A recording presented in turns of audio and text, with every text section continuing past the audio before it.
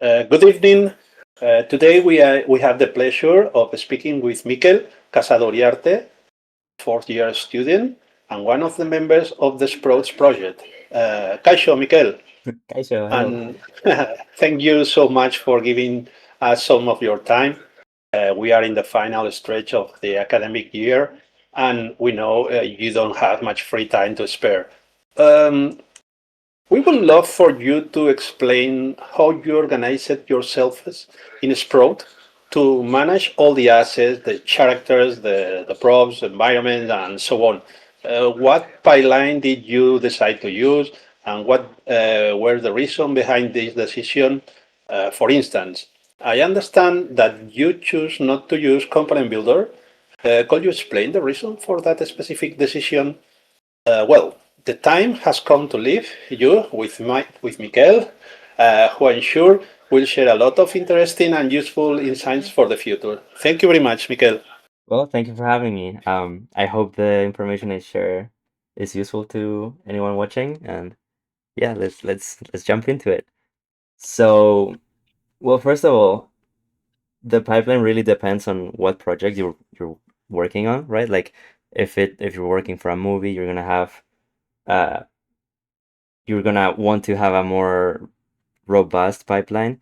But because this project is just 2 years, there's a sweet spot where like if you develop the pipeline too much, you're actually spending more time than you would spend just working on shots. So it's not a perfect pipeline or anything close, but yeah, I think it's pretty decent. So um, I guess I'll start with how what programs we're using. So we're mainly using two pieces of software for all the 3D production. One is Maya, where we do modeling, rigging, animation, so more the early stages of the assets and the shots.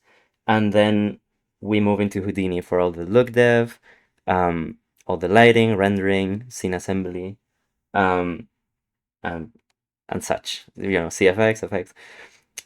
To kind of connect these programs, and for version control we use this program called Take Manager, which is open source. It's free, you can just download it. um, and here you can see how we have it separated between assets and shots. um, and inside this we have either the shots or the assets with all the departments here. One thing I will say, as I mentioned, no pipeline is perfect, so we also have a more manual folder. If I go to here. So inside this folder, we have all the Tick Manager stuff. Just we access it through this. But we also have a folder for manual things where, if someone for whatever reason wants to use a specific software that we don't have it implemented into the pipeline, they can just use it, save their files in a normal way, and once we export whatever we have, we ingest it into either Maya or Houdini, and from then on, it's inside the pipeline, right? For example, Nuke, we decided not to integrate into pipeline too much because when we were building the pipeline, we weren't sure how the render farm would export things, like where they would go. So we decided not to integrate Nuke into Tick. So we just save things the normal way there. But I really recommend for the main stages of production where a lot of people are touching the same thing. For example, you might have someone doing modeling and someone doing rigging at the same time, or someone doing lighting and someone doing effects for the same shot. Of course, to separate it into departments and have it through a good pipeline.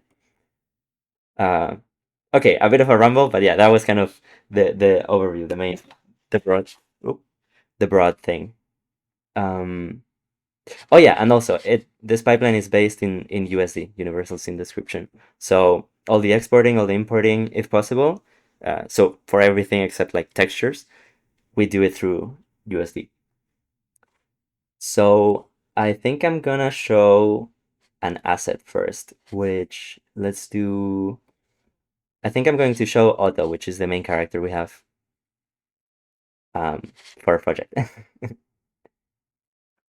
So here in Tick, we have different departments. I'm gonna open Maya and I'm gonna load one of the departments, which I think I'm gonna load the rigging one to show. So you open Tick through here, blah blah blah.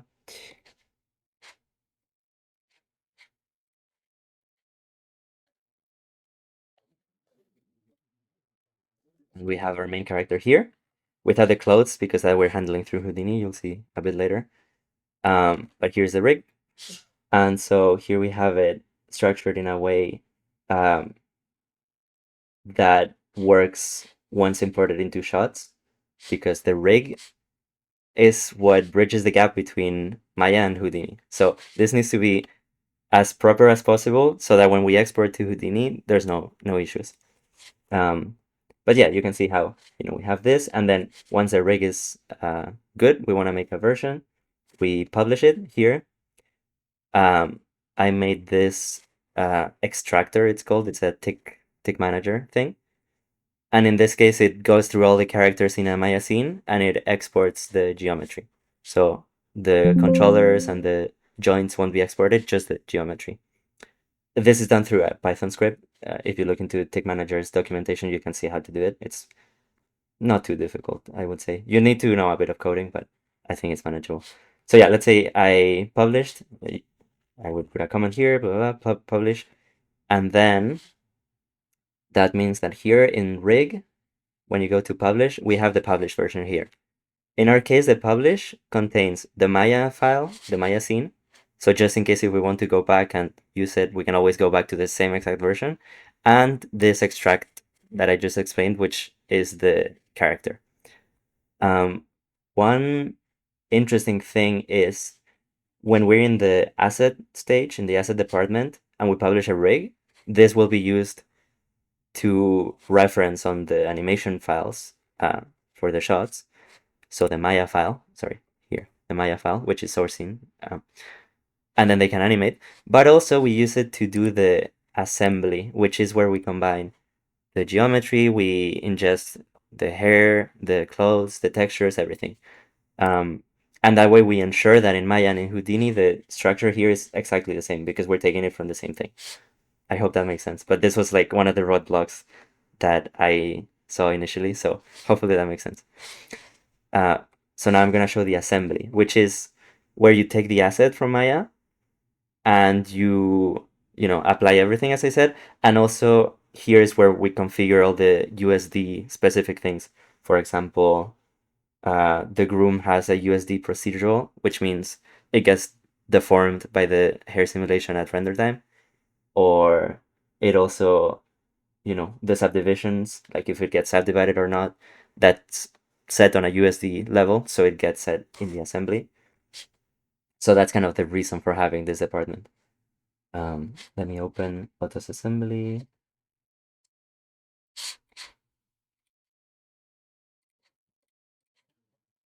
Mhm. You will see for characters, this is way more involved than for normal assets because uh, there's a lot more things to do. Part of the CFX setup of clothes is on here, so as well as the hair and other things. Let's see. So here, if you're using Tick, there is this node called Tick Lob Import. And what this does is in Solaris, so in the USD workflow or context of Houdini, it imports USD files that you might have published from Houdini or from Maya or from Blender or whatever. So here we're importing the publish from the rig, which I showed, which is this in this case, because it's just in T-pose. And then here you can see this structure here mirrors exactly the same structure that we have in Maya. So if I open this, you can see how we have auto, auto.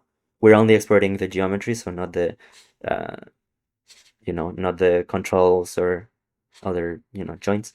So geometry, geometry, and here you can see body, body, clothes, clothes. So it's the exact same, right? It's following the same structure. So once we have that, we import other things like the groom, which this was done in Houdini, but it's the same. It gets exported the same way. You could come here to publish, and it will publish a USD, and so on. The clothes, we take the clothes from Marvelous. We do actually quite a bit of processing here. So here I have two versions. The thick clothes, maybe I can show. Here you can see how it has a little bit of thickness and it's, good topology, high resolution cloth. And we also have the preview thin cloth, which this one is the one that gets simulated.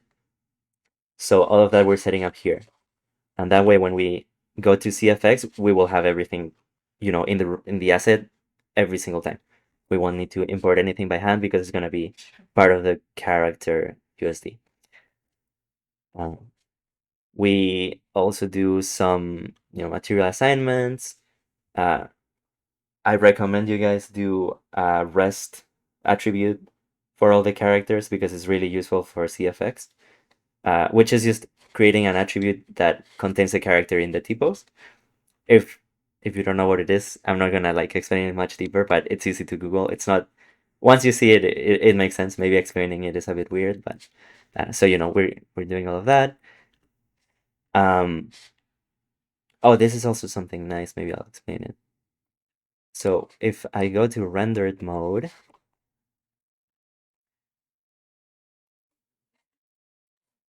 let's see.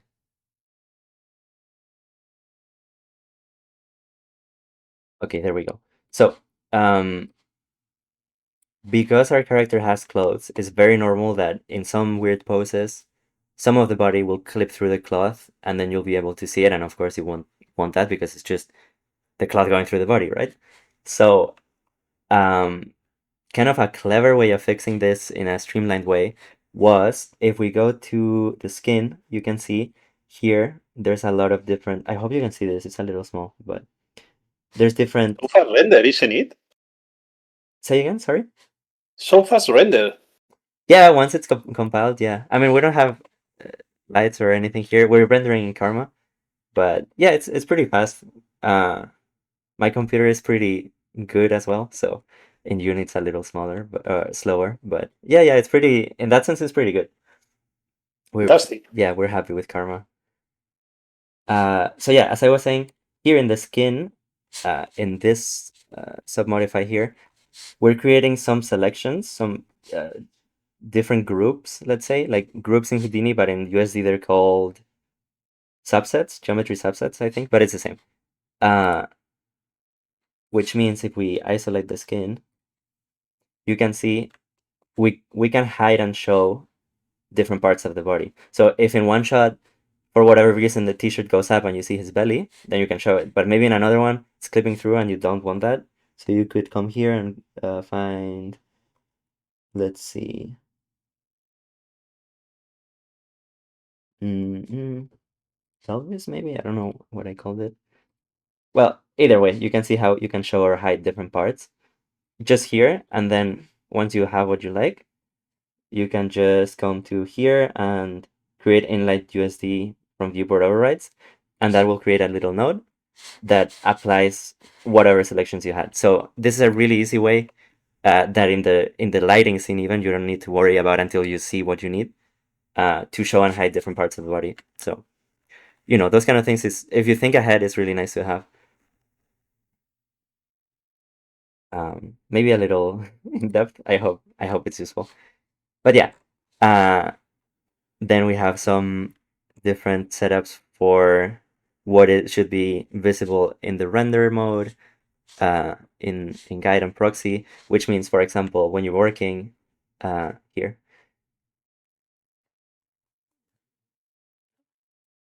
by default, you probably don't want to see the hair because it's very heavy.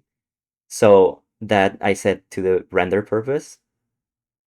So then only if you click render, you can see it. And if not, you don't need to see it. Same for proxy and guide. Here we're seeing the thin cloth, the one that gets simulated. That's why, it looks a little broken because I didn't worry too much about the UVs. And then in the final render mode, we get the thick cloth with more topology, things like that. So this is really useful if you're working in lighting and you don't want to load the full heavy scene in Karma. So yeah, that's just done with configure primitive nodes here. The rest position, what I mentioned before, applying some attributes to the hair. So in this case, we didn't want the hair to depend too much of the skin because if the model changes you don't want to have to re-export the hair. So here we're taking the hair and sampling the prim UV attributes from the skin, which is something you need for deforming the hair, things like that. Again, if this isn't making sense, don't worry about it. This is a little advanced, but I'm just going through. Setting up some uh, hair procedurals. This means you don't need to cache the full groom simulation. You get to cache only some of the hairs, and when you click render, then it deforms all of the hair to that. I'll show a bit later in the shot department. And then here, this is just a standard USD ROP, which is how you export USDs. And the way I set it up is if you write take ROP like that, without the one, there can only be one node like that. When you go to publish, this node is what gets published, right? So whatever you connect here, that's what gets exported. This is very useful, of course, because, well, if you want to, I don't know, work in an assembly, you probably want to add some lights, some cameras to test how the shaders are looking. Uh, but you don't want to export that necessarily, right? You don't want a light with the character asset. So that's an easy way of, making sure you export this and not this. So that's kind of an overview of an assembly. This is the most technical part of the pipeline, but it's not too bad. It's not too many nodes. A simpler, let's see if I have a more simple asset that doesn't have all the hair and cloth and all of that. Maybe, let's see.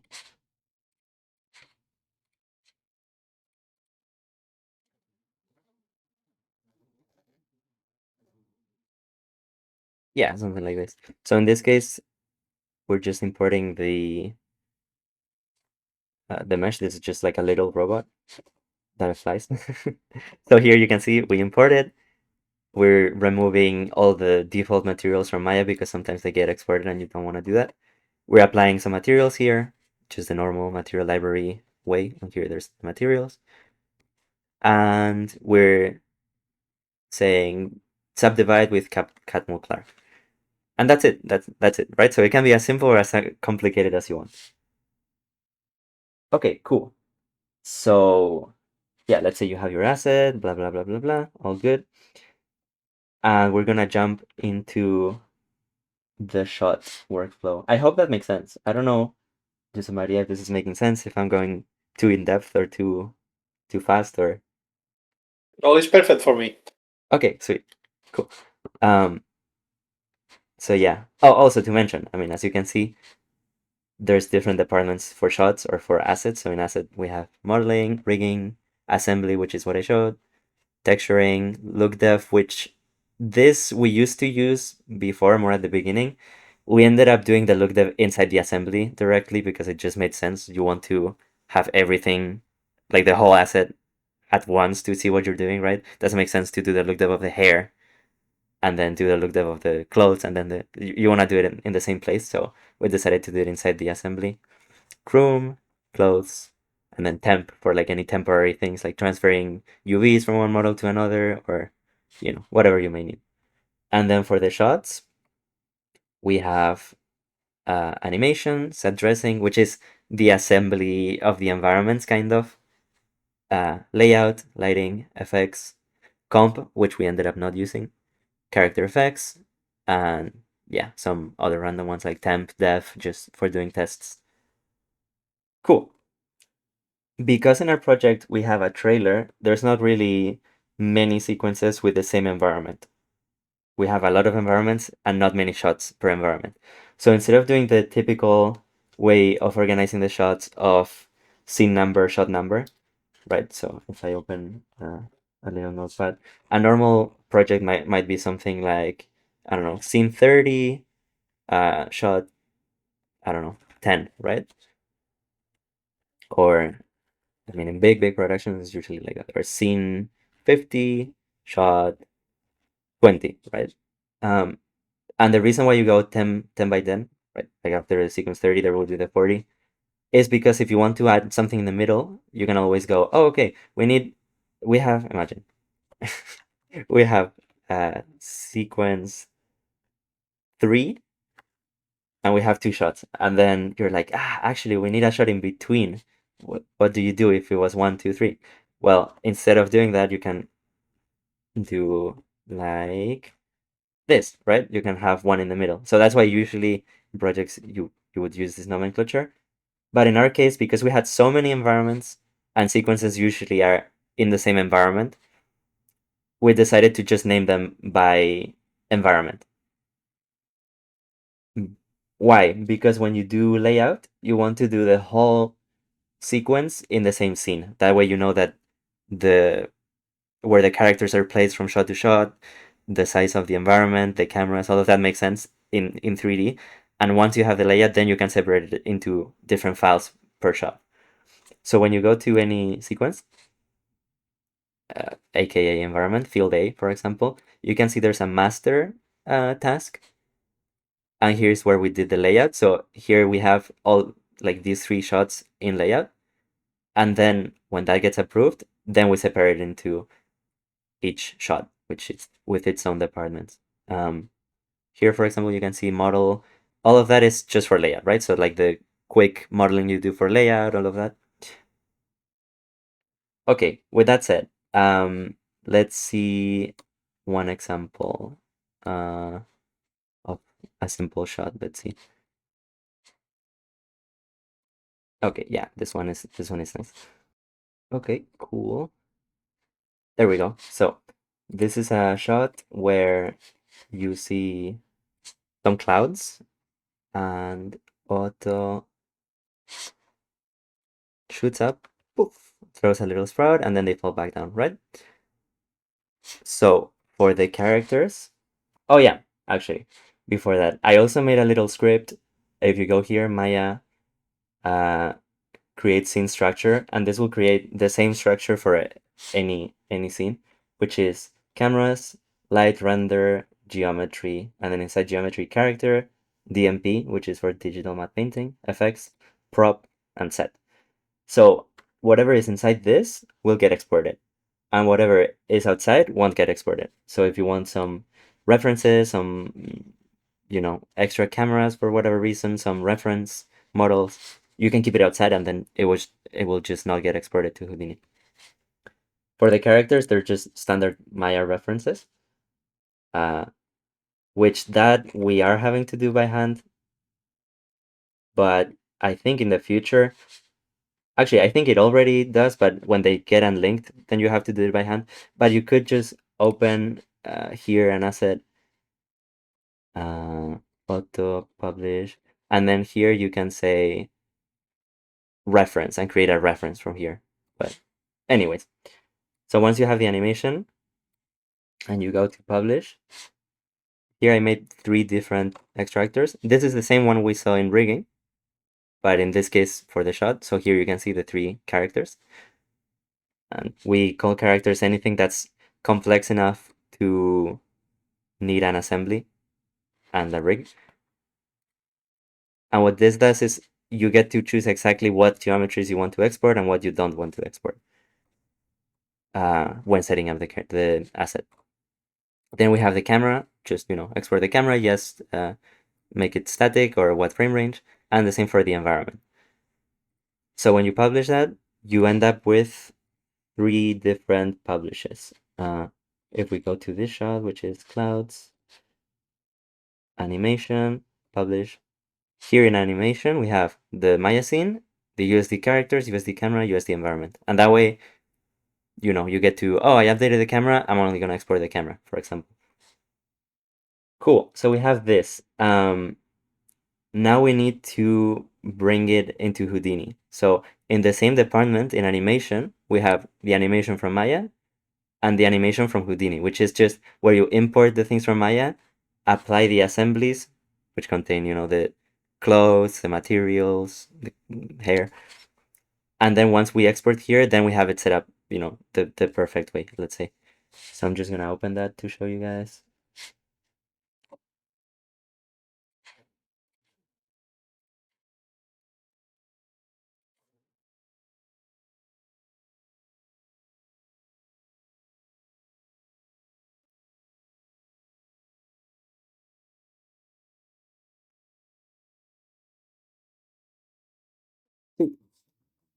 So here you can see we have the tick import for the camera, for the characters. In this case, I'm not importing the environment because that doesn't get imported to the animation file.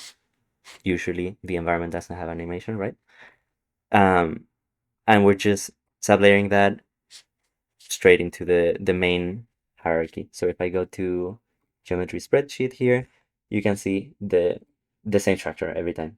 You know, cameras, render, geometry, character, the characters here, etc. Um, so when we import the characters, as I mentioned, they don't include what the assembly does, right? It's just the geometry. So in USD, as you probably know, there's this concept of sublayering, which means kind of stacking different USD files on top of each other and applying changes to the previous one. So like layers in Photoshop, right? If you have an image and then you draw on top, you're adding things to the image, but you still have the two different layers, right? You can always change this one. So in here, I'm importing the assembly for the sprout, which contains the textures. You'll see before it doesn't have it. The same for auto. And here you can see, even though the assembly by itself is just the character in a T-pose, because we have the animation with the same structure here, maybe I'll have it side by side, uh, like that. You can see because it's going to the same place, it knows to override the position of the skin, of eyebrows, whatever.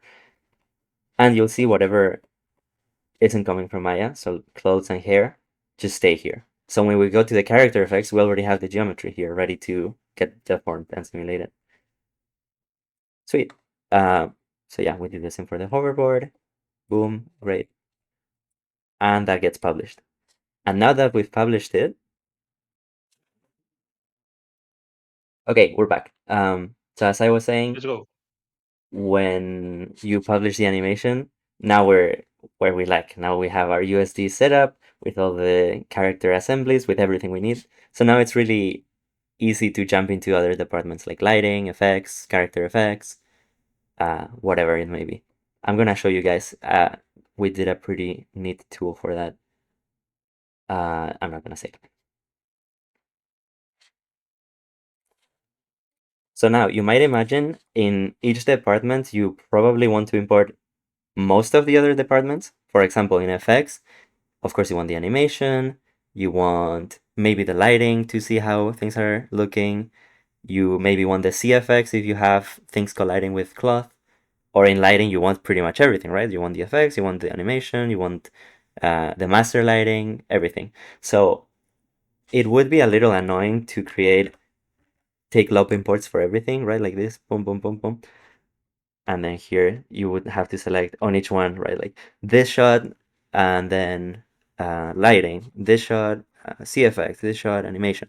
So instead of that, we made a little um, shot importer tool, which works thanks to take exporting in a very structured way.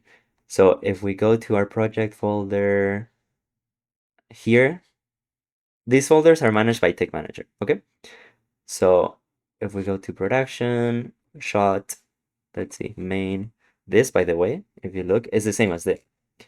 Uh, if you see here, we have pro, pro, shot, shot. Here, main, main, and then here we have the shots, right?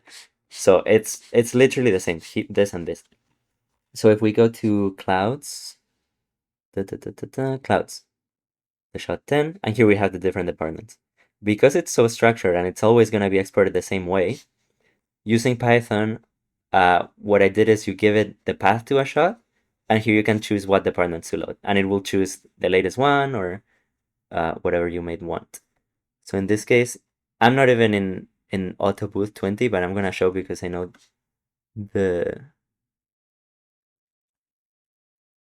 that shot is quite light, so I know it's gonna load fast. Oh, unless my colleagues changed things and now it's more heavy. Wait, this is so cute. I hadn't seen this. Okay. Wow, I love it. So useful. Yes, yes, it's awesome. It's really nice. It's just some Python. It's not even that complicated. Oh, oh my goodness. Let me hide the main. set because it's so hard to navigate. There we go. Um, I'm happy to share any tools you guys may need. Just contact me. At the end I'll say how you can message me or whatever.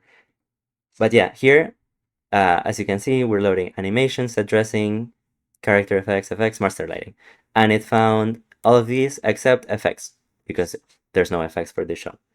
Cool. So then, also I think if I want to, I guess I haven't done the CFX yet, so there's no CFX for this one. I don't know. Anyway, either way, um, this is very nice because you can have the same shot importer for any shot in every department, and just it automatically updates as people publish things. You can just unload, load again, boom, you get the new things. Also, I made it so if you want an old version of something, for example, set dressing, we have version 5 of set dressing. If you want an older version, you can just type set dressing v02. We want the second version, boom, and it loads the second version. So it's very handy if people are working on something and you want to lock it down, things like that. So just like that. Or if I wanted to just load animation, right, delete like this, and you only have animation. Another neat thing, if you have a sequence where you have multiple shots and you're doing a master lighting, which is like a base lighting that all the shots are gonna use, because of how we have it here, you can see we have all the different shots and then we have master, right? You can do the master lighting here, or you can choose one specific shot and be like, okay, we're gonna do the master lighting on this shot. You go to that shot here, and then here you load master lighting, and then you're bringing things from a different shot to your scene. Like how right now, this is not the scene I'm in, right? But I'm bringing like the entire shot because it's all a stack of USDs. Each one of this is a different publish, which means a different USD file on disk. Cool. So with that, is once you're in the shot and you've done all the animation publishes, is really, really nice to work. So here we have a shot importer bringing the animation. Just as a reminder, I opened the CFX stage of this auto flying shot, okay? So here we import it. It's important to later have a layer break. What this does is when you do a USD export, say, okay, whatever is above this, don't export it, right? Because you don't want on your CFX to export the animation again. It wouldn't make sense because later you're gonna sublayer or you're gonna layer the CFX department on top of animation. So that's why we're doing this, just to not export animation. Here I isolate the character, layer break again, because I don't want to save isolating the character, right? When I bring animation, I don't want to delete everything else. And then here I made some nodes, one for simulating cloth and one for simulating hair, which if I go to preview, there you can see, well, I'll show it. I'll show you in a second. So this node just takes care of all the selections of the characters. So it just takes auto, it takes the clothes, it sets up what's gonna be a collider, what not. So when you jump in as a CFX artist, you get a CFX setup already. But if you look secretly here, I'm separating, hold on, let me open it. So if we go into the tool, here I'm separating the whatever you may want. Oh, why am I not seeing it? What's happening on my viewport? There we go. So the cloth, the simulation cloth, the render cloth, the character, yada yada yada. But as an artist, you don't need to worry about this. You will just be here. So now, I'm not gonna go too in depth into CFX, but basically, you do your character effects. You have the simulated cloth, and here it just gets merged into the department, right? Oh, here we can see the hair. Sweet. So with that, if I sublayer this on top of the animation, boom, we have everything. Ta-da! and then when you publish, the shot importer will pick it up. I hope that makes sense. So if we go to FX, kind of the same deal. You just import the things, do whatever you want, and then export in USD. Um, and I think that kind of is. Oh yeah, I forgot why we decided not to use the component builder workflow. Okay. Yeah, I think the component builder has a lot of cool things. For once, it's kind of what we're doing in the asset assembly department of setting up proxy geometry, render geometry, things like that.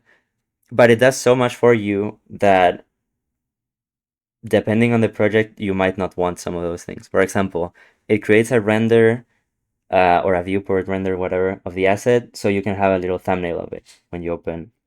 I think it's Solaris asset catalog, right? When you build a catalog with component builders, you have little thumbnails, things like that. That's nice, but we don't really need that, right? Because we know what we're importing.